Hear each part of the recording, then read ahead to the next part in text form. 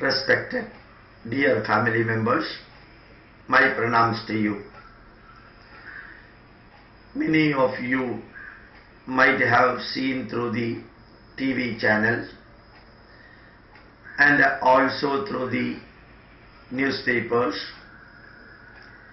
the behavior of the ruling and opposing MLAs in Kerala Assembly. The opposition fought against the ruling front during the submission of the budget for the next financial year. And what all the nonsenses took place in the assembly remain one among many factors.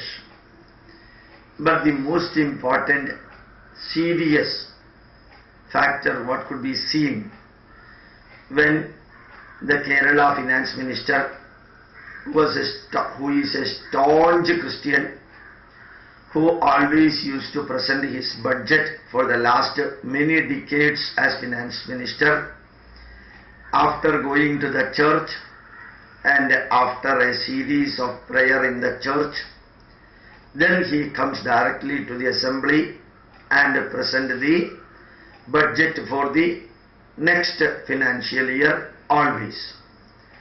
This year he has included a good amount of money, 5 crore rupees, for constituting a commission for streamlining or for bringing the converted Christians into the mainstream. This is the word used, converted Christians, numbering 22 lakhs, are to be brought to the mainstream so that gharvaapasi can be completely objected, prevented and stopped. And for stopping the gharvaapasi, he found out the best method is to constitute a commission spending 5 crore rupees without any reluctance. That money include the tax paid by the Hindus also. That money is utilized for constituting a commission and exclusively meant for converted Christians. And when gharvaapasi is objected and all the political parties and the thinkers and the so-called intellectuals and the part of the media objecting and protesting against the press freedom and freedom of expression, this gharvaapasi, they are all objecting and protesting. And here 5 crore rupees has been earmarked for constituting a commission for bringing the converted Christians into the mainstream of India. How these 22 lakhs converted Christians could be produced for the last few decades? The word itself gives you that converted Christians. And they are all the people who were following Hindu Dharma earlier, and by hooks and crooks and by fraud and cheating, they were all converted from Hindu Dharma to Christianity, and thus they are known as converted Christians. So that conversion, nobody objects, and fully supporting in the name of minority rights, nobody objects. Talking for Muslims and giving them the time for prayer even when attending the Communist Party meetings, nobody objects. Any finance minister going to the church and praying before submitting the budget, nobody objects. So whatever the Christians do, those things are all secular. Whatever the Hindus do, those are all non-secular. So anything done by the Hindus, that is being labelled as, every Hindu, 82% of the Hindus in India are labelled as RSS people or BJP people. And people just forget that 98% of the members of CPM party belong to Hindus. And CPI has got almost 100% Hindus, except their leaders in both cases.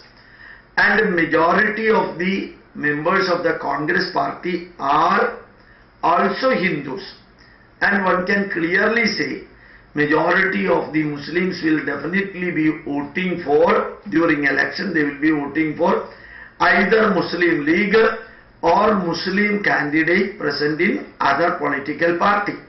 Majority of the Christians will always be voting for Kerala Congress, Christian political parties, and if that party is not bringing the candidates, automatically the vote will be going to the Christians of other political parties. Knowing pretty well about these factors, the leftist and the rightist parties always support the Muslims and Christians. That can be understood, which can be accepted also. At the same time, all the Hindus belonging to these parties, they protest and they object anything told or anything done by the Hindus for protecting their dharma. And very recently in Haryana something happened. One can understand that a good group of Hindu students, youngsters, they were taken to the church and they were all converted to Christianity, and the church father was denigrating Hindu dharma.